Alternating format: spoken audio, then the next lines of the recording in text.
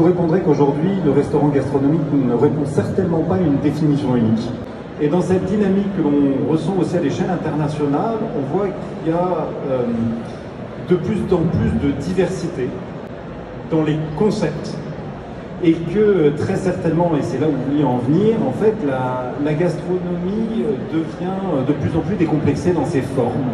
C'est-à-dire que l'expérience gastronomique, au-delà d'être une expérience de table, une expérience d'excellence dans ce que vous allez trouver dans l'assiette, on voit que dans le service, dans le contexte, dans le décor, ça peut prendre des formes très différentes et on peut avoir du raffinement dans une extrême simplicité et avec une recherche d'authenticité de plus en plus marquée. Et le guide Michelin est surtout là pour reconnaître, c'est-à-dire que ce soit dans le temps et aussi dans l'espace, les critères du guide Michelin sont restés les mêmes et restent les mêmes d'une gastronomie à une autre et d'un pays à une autre. Et le guide Michelin vous invite à découvrir ces adresses parce que j'allais vous dire, vous savez, nos inspecteurs qui parcourent le monde, rien ne leur fait plus plaisir que de trouver des tables qui soient singulières, qui soient uniques et qui valent véritablement l'occasion du voyage dans la mesure où ils se distinguent de toutes les autres.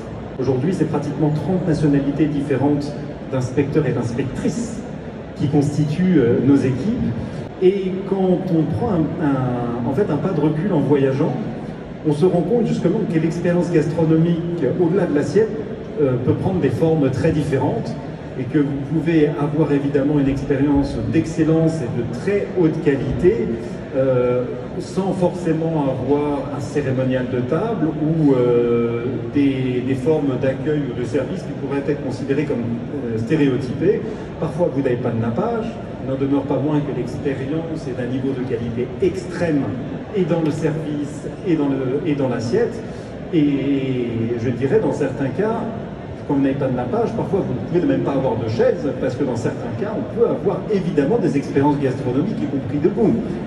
Je pense qu'il y a quand même un phénomène qu'on voit comme étant très ancré, c'est ce retour à la singularité, à l'authenticité des expériences de table.